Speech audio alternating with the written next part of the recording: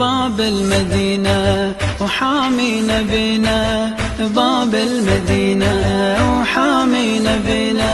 علي علي علي علي علي منهج، علي تلهج باسمك املاك السماء، علي صولة وعلي جولة، علي بتار ودماء، علي سجدة على خده للعلي دمعة همة، علي غيرة وعلي غيرة من كفول فاطمة. And let me tell you what the impetus was for developing and then signing this Code of Honor, which was actually, it is now 6 years old. Where's Rahab? You're hiding. So 6 years ago, there were incidents in Iraq where a shrine was attacked. And for the first time in history, you had this shrine, a Shia shrine, attacked, bombed, and it told us something. It tells us that the Middle East is not where we find answers, it's where we find problems. We cannot rely on the Middle East to solve our problems in America. And if we work on solving our problems in America, that might help the situation in Muslim majority countries, whether in the Middle East or South Asia. And it requires leadership. And I agree with the brother, we need leaders, the official leaders of institutions, to sign this document. However, we at the Muslim Public Affairs Council believe that every Muslim is mandated to be a leader. This is in our religion. Our religion tells us you are a leader in your home, you're a leader in your workplace, you're a leader in your school, you're a leader wherever you are. And the definition of a leader is the one who serves his or her people. So we need leadership. It is the one who takes responsibility for a situation, even if he or she is not responsible for that situation. So it requires responsibility. And yes, this is about countering extremism. It is extremism in the worst form because it results in fratricide. There is a killing of brother against brother, which the Quran clearly condemns. Allah subhanahu wa ta'ala says clearly in the Quran, the believer who kills another believer, his destiny is hell. You cannot be more clear than that. So the issue is not, let us get some Sunni leaders and some Shia leaders and some people like to make a combination, call them sushi leaders, and bring them all in a room and let's solve the problem. No, this requires a movement that starts with the grassroots. It is not an issue, in my opinion, between Sunni and Shia. It is an issue between those who believe in Tawheed and those who cut up Tawheed. That's the issue. Tawheed means unity and oneness of God, which means unity and oneness of the human family, which means unity and oneness of the Muslim family. And that means that we have to manage differences of opinion and lifestyles and choices and nuances within the community. It doesn't mean conformity. Conformity means dictatorship. And if Imam Hussein taught us one thing, it is that we must be ready to sacrifice anything and everything to stand up against tyranny.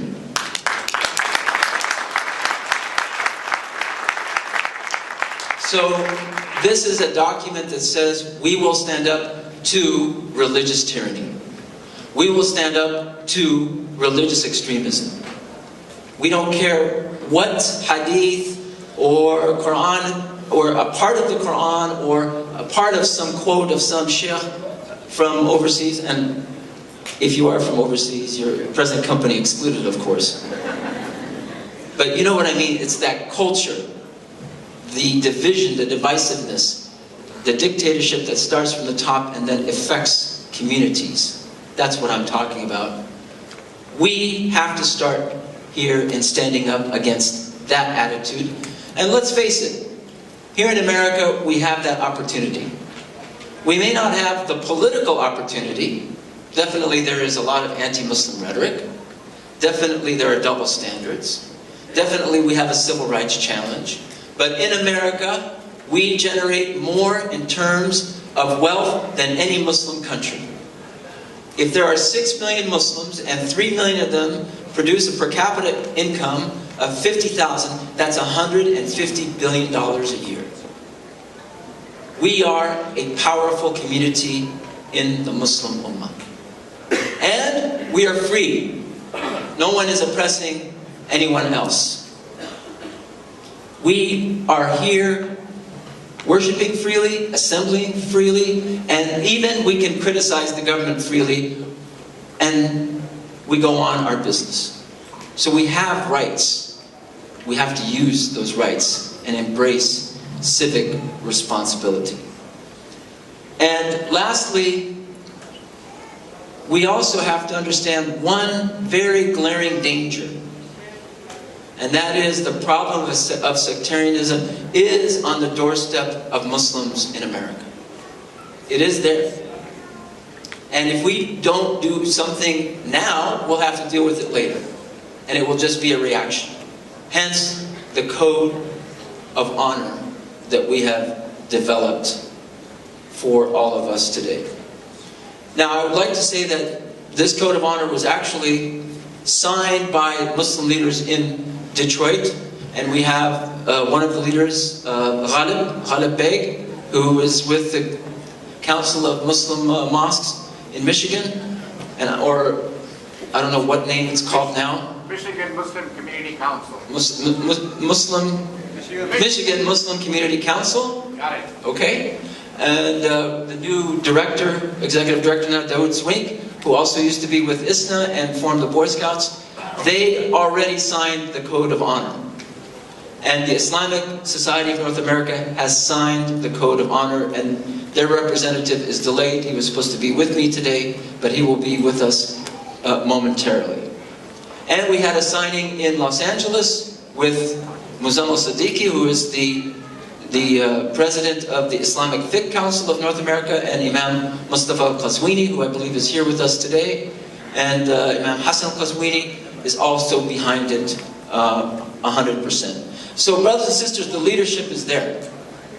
But it doesn't mean anything if we don't have communities backing this up.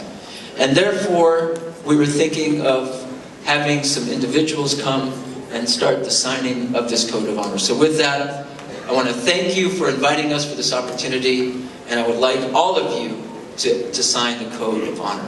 Thank you. Salam Alaikum. I would like to request the signatories whom I spoke with before the program to please join us on the stage.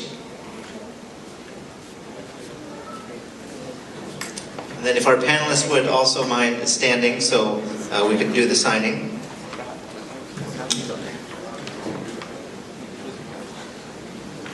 There are also speakers, leaders from the Sunni Muslim community. We would also like to invite them to the stage.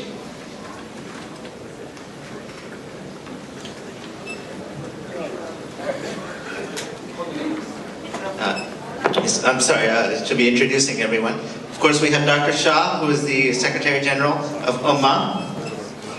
We have Sheikh Jalil. We have Professor Hassan Abbas. We have Ali Tehrani. We have Sheikh Hanif. Ahmad Saleh. Ghalib Beg. Dawood Swank. And the organizations we have represented here, obviously, you know the Shia organizations, but the Sunni organizations include the Muslim American Society, ISNA, and some of the local Dearborn Sunni leadership as well. Oh, I'm sorry. We have the former vice president of ISNA as well here. And so we will now be going through the signing, which our cameraman will be filming. Salam, how would you... Would you like to begin? I wrote it, so... but I'd love to sign it. صلوا على محمد وآل محمد. اللهم صل على محمد وآل محمد.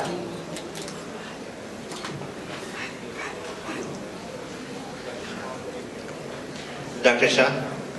I'd like to inform all of you that we signed a similar code about 6 years ago, and we tried to keep our side of the situation. I'm sure the last 6 years have been fairly good as far as the Takfiri fatwas are concerned in this country.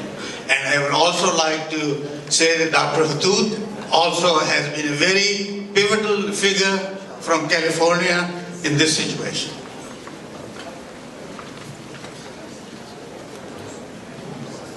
صلوات على الحبيب. اللهم صل على محمد وآل محمد.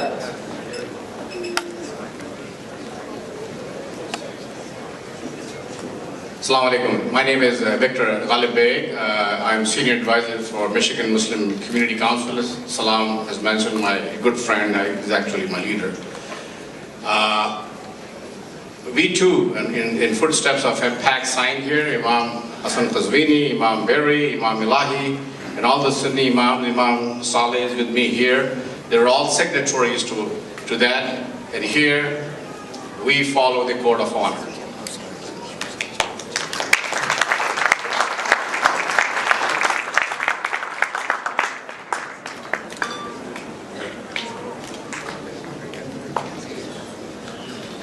Sheikh Jalil, I invite next. صلوات على محمد وآل محمد. اللهم صل على محمد وآل محمد. Next, I invite Sister Nicole Carreri.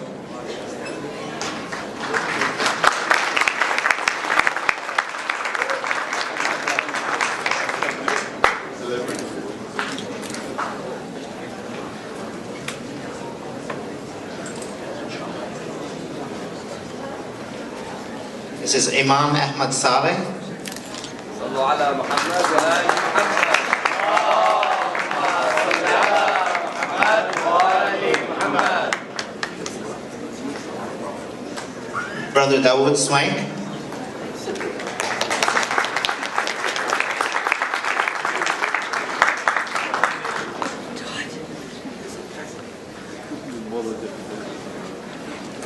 Brother Naki Heather. Assalamu alaikum wa rahmatullahi wa barakatuh. Just a reminder, Ummatan Wasatan. We're one Ummah, but it's our obligation to protect it and maintain it.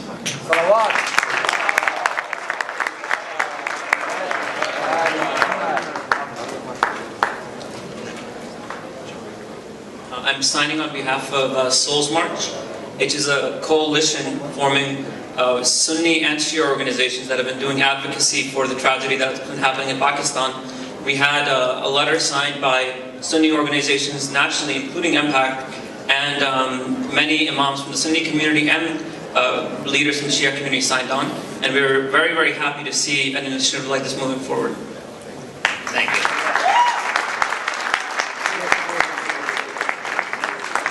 Professor Abbas.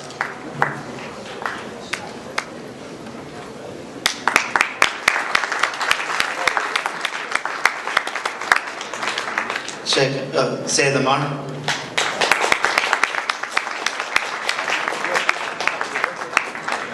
I'm not saying something to and I end up in Guantanamo or something. No promises. Alright, cool. I've already been there.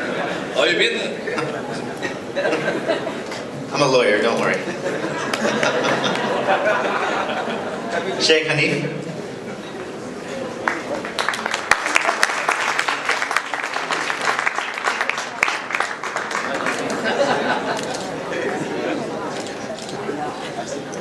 Brother Ali Dahani.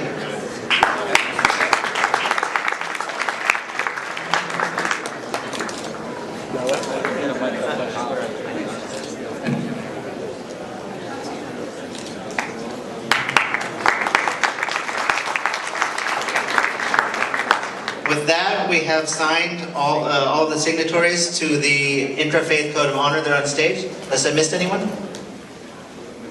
On behalf of UMAA, I would like to thank all the signatories for taking this important step forward.